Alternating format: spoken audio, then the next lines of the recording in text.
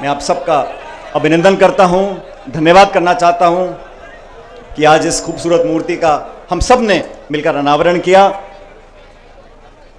खटाना जी क्या है, बहुत जल्दी घबरा जाते हैं, सही बोल रहा हूं ना मैं? तो मैंने कहा खटाना जी शांति रखो और डरो मत। उन्होंने कहा साहब बारिश हो गई, पानी पड़ गया, देरी हो रही है। तो मैंने कहा चिंता मत करो।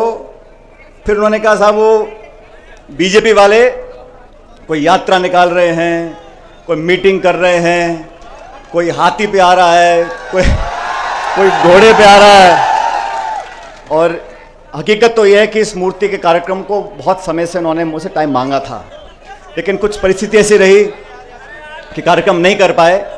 लेकिन फिर वो एक, आप जानते हो पुराने खटाना जी को मैं भी बहुत दिनों से देख रहा हूँ, तो बहुत टेंशन, मन में विचलन, ये हो जाएगा वो हो जाएगा, परिवर्तन यात्रा आ रही है, फलानी पार्टी आ रही है, ये हो रहा है वो हो रहा है।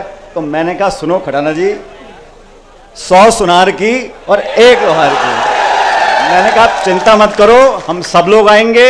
और ये पुराना बहुत लंबे समय का कार्यक्रम होना था, लेकिन हर चीज का समय होता है। और ये संयोग की बात है कि कल एक जनसभा प्रियंका जी ने करी टोंक में।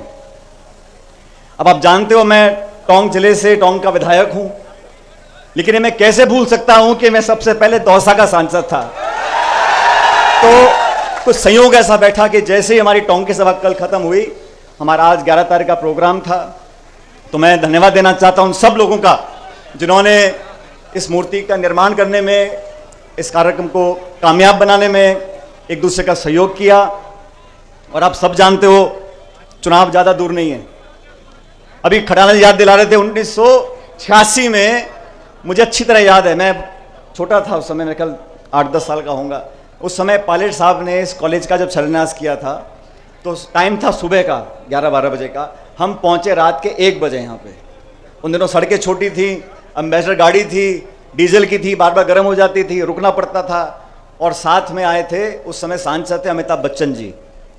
मुझे जब इन्होंने कहा तो एकदम से याद आया कि हम अलवर होते हुए बांदीकुई पहुंचे, लेकिन रास्ते में बहुत जगह रुकते हुए आए और 8-10 घंटे देरी से आए। और उस समय भी लोगों के अंदर बहुत उत्साह था, बहुत जोश था। अब ये देखो खटाना जी, आपकी किस्मत ही ऐसी है, आज बिना अमिताभ बच्चन जी के भी मामला जमा हुआ है ठीक ठाक। क्यों भाई? मैं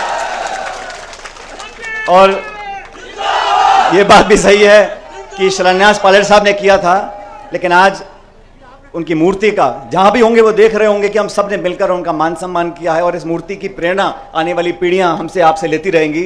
ये 36 कौम के लोगों के लिए, समाज के लोगों के लिए, जिले के लिए, जो जो बच्चे यहाँ पढ़ेंगे उन सब के लिए एक प्रेरणा का स्रोत रहेगा। अब क्योंकि 2.5-3 महीने बाद चुनाव है और मेरे ख्याल 1 महीने में आचार संहिता लग जाएगी। विधानसभा के चुनाव होंगे प्रदेश में, मध्य प्रदेश में है, छत्तीसगढ़ में है, तेलंगाना में है, मिजोरम में है। और आप सब लोगों को निर्णय करना है कि किन लोगों को चुनकर हमने विधानसभा में भेजना है। और मुझे कहने में कोई संकोच नहीं है कि आपके विधायक खटाना जी ने जो दिन रात इस बांदीकुई विधानसभा क्षेत्र में संपर्क किया है, हफ्ते में 6-6, 7-7 दिन घूम घूम कर गांव ढाणी में एक दूसरे से लोगों को जोड़ा है और बिना भेदभाव के, बिना पक्षपात के लोगों को विकास का रास्ता दिखाया है। क्योंकि साथियों, जब पहला चुनाव यहां से कांग्रेस पार्टी ने लड़ाया था खटाना जी को, अपन कामयाब नहीं हो सके थे, लेकिन उसके बावजूद भी संगठन के माध्यम से लगातार इस क्षेत्र की सेवा करी। और जब आपने जिताकर भेजा तो विकास में, संपर्क में, प्यार में, मोहब्बत में, भाईचारे में, जोड़ने में, बिना भेदभाव के विकास कराने में इन्होंने कोई कमी छोड़ी नहीं है। इसलिए आप लोगों को तय करना है, और आपसे मतलब नौजवानों से, 36 कौम के लोगों से, सब लोगों से। ये पुराना क्षेत्र रहा, कांग्रेस का गढ़ रहा, यहाँ से मुरारी लाल मीणा जी विधायक रहे। और मैं तो अभी बांदीकुई की जो सिकराई की हमारी मंडी है उसमें कह रहा था, मैंने कहा बांदीकुई के लोग तो बहुत किस्मत वाले हैं, बटन एक दबाते हैं विधायक 2 मिल जाते हैं। खटाना जी का भी, अब ये माने ना माने, मंत्री विधायक दौसा से हैं, लेकिन मन और मकान बांदीकुई में बना हुआ है। अभी मकान दिखा रहे थे मेरे को बाईं तरफ का जो बोर्ड लग रहा है, लेकिन आज मैं बहुत दिनों, ये बात सच है, बहुत दिनों के बाद बांदी को आने का मौका मिला। बहुत से ऐसे लोग जो पहले नौजवान थे, आज उनके बच्चे बड़े हो गए, जिनके थोड़े थोड़े बाल सफ़ेद थे आज पूरे धौले हो गए, पूरा सफ़ेद हो गए। और मैं रास्ते में आ रहा था, सीताराम शर्मा जी की हलवाई की दुकान है बाईं तरफ कोने पे। मैंने बहुत पहले वादा किया था उनको, मैंने कहा पंडित जी आपकी दुकान पक्का आऊँगा। आज उनको देखा, मैं गाड़ी से उतरा, उनकी दुकान में गया, उनका पोता इतना बड़ा हो गया, वो 22-23 साल का पोता हो गया। तो समय बहुत जल्दी बीतता है, लेकिन समय के बीतने का मतलब ये नहीं है कि हम आपसी संबंध खत्म कर दें। और संबंध साथियों बनाने से बनते हैं। चाहे घर का भी कोई सगा संबंधी हो, चाचा भतीजा माई मासी कोई भी हो, अगर आप संबंध नहीं बनाओगे, और संबंध बनते हैं दो तरफ से, एक पक्ष जोर लगाता रहे और दूसरा सुने ना, राम राम ना करे, मीठे से बात ना करे, संबंध बनते नहीं। संबंध बनाने के लिए एक दूसरे को समझना, एक दूसरे के दुख दर्द में भागीदार रहना, अपनेपन का एहसास कराना।